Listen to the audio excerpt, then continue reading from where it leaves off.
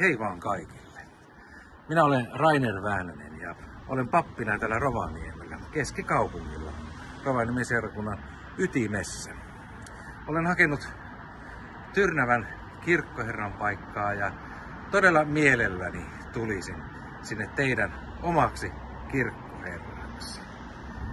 Tykkään tehdä rakentavasti seurakuntatyötä, sillä tavalla seurakuntaa yhdessä seurakuntalaisten kanssa rakentaen ja miettien, että mikä on Tyrnävän seurakunnalle kaikista parasta. Teillä on siellä mahtavat puitteet, hyvät puitteet tehdä työtä, hyvää seurakunta ja siellä uskoisin, että saisin aikaan paljon hyvää seurakunnan hyväksi. Ruvetaan yhdessä hommiin ja yhdessä töihin.